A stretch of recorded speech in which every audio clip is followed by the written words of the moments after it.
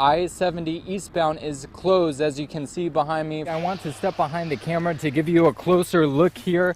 Going to zoom in, as you can see these flames right here that crews are still battling. Those tankers have been shuttling back and forth here. You can see them behind me. I'm gonna take a step back here. As you can see, this plane behind us is the plane Jim is talking about that had to land here, emergency landing around 4. Everyone needs to be watching for this postcard in the mail. If you're selected for jury duty, you can go to this link, which is where you can fill out the questionnaire. Results coming in as Senator Corman winning in the 34th district. As we're talking right now, the parade started. You can see the fire trucks, you can see police. I am in the passenger waiting room. As you can see, people still waiting here for a plane that is scheduled to be here around 5:30. In State College, David Kaplan, WTAJ News. Woo! Yeah! This would now be your 6th consecutive term. So what's it like? Students are asking for toiletries and cleaning supplies, which you can see in this container right here,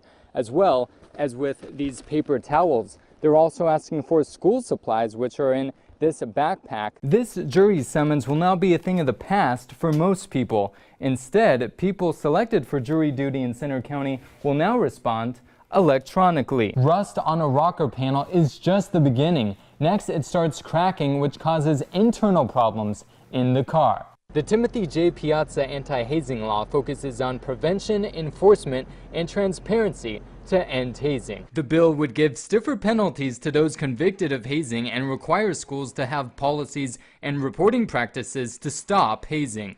Those schools would be required to report the incidents to parents, and student organizations like fraternities and sororities would be given specific rules to follow to eliminate hazing.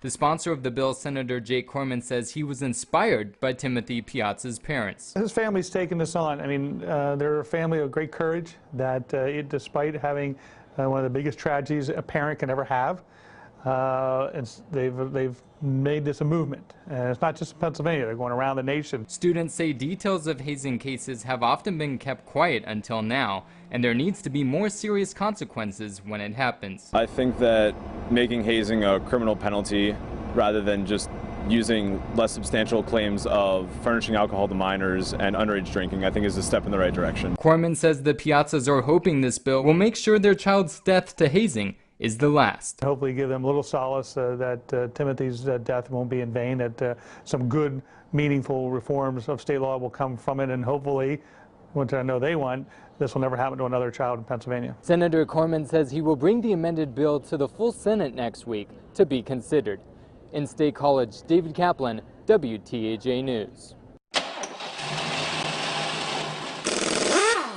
There's a lot of kids these days just don't want to get their hands dirty. I've noticed a lot of them just want to be famous, doing like videoing. Garrett Johnsonbaugh is a senior at Bellefonte High. Thanks to 3 years of automotive classes at the Central Pennsylvania Institute of Science and Technology, he'll have his state emissions and inspection certification when he graduates in June. He says he wants to follow in his dad's footsteps and become a mechanic. He likes working with his hands, and the money isn't bad either. It's paying very well right now. I actually have a job lined up with Firestone, and just to start out, they're going to pay me more than what my father makes already. Garrett's teacher at CPI, Mike Sipe, says more and more auto techs are retiring, and unlike Garrett, it's hard to get most young people interested in the career because cars are constantly changing and getting harder to fix. We can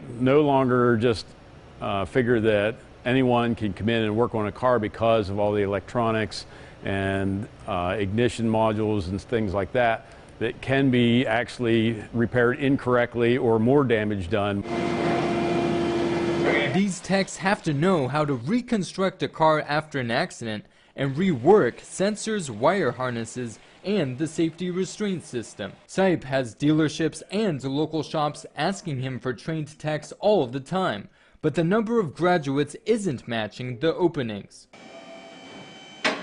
Take Karch Auto and State College, for instance. General Manager Sean Packer says they've been searching candidates for a while. The problem now is you used to be able to contact those people and get someone pretty quickly as an intern or to fill a position.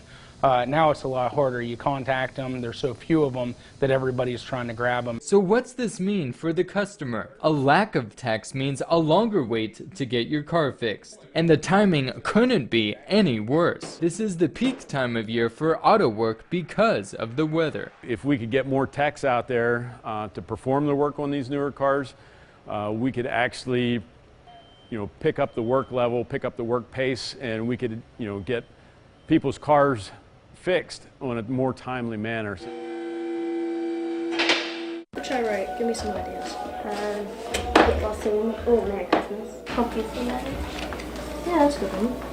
For the last 2 weeks, when Sean Coral and his sisters Haley and Macy come home from school, they make Christmas cards. And more Christmas cards. And more Christmas cards. Done. And decorate them with stickers. He's like, 160 Christmas cards for patients at Mount Nittany Health. I just thought that they might be feeling a little bit discouraged and sad, so I wanted to get them something to make them happier. Sean and his sisters wanted to send messages of hope and light to the patients here at the hospital by writing in their Christmas cards things like, "You will get better soon," "Hope you feel better and Merry Christmas," and "Ho ho ho, Merry Christmas." After all that hard work, Sean gives the cards to the Director of Volunteer Resources at Mount Nittany Health. Wow, thank you so much. Are they in here? Can you open them and show them to me? Oh my goodness. And then there's a second layer. There's a whole second layer back there. Cards will start to be handed out to children this same day. This time of year is definitely one where I think we all have our wish lists for what we hope to receive. So when I received the phone call that there was a youngster in our community that was wanting to give back to others, I knew that was very special. Sean's grandmother was treated at the hospital for cancer 3 years ago before she ended up passing away. So giving the Christmas cards to Mount Nittany specifically was a way to say thank you for all the hospital did. Sean's mother says she knows Nana would be so proud. I'm not sure she'd be saying much of anything. She'd be wanting to cry. Sean and his sisters want to give Christmas cards to people in need again next year. What do you think, Mason? Do it next year? In State College, David Kaplan, WTAJ News.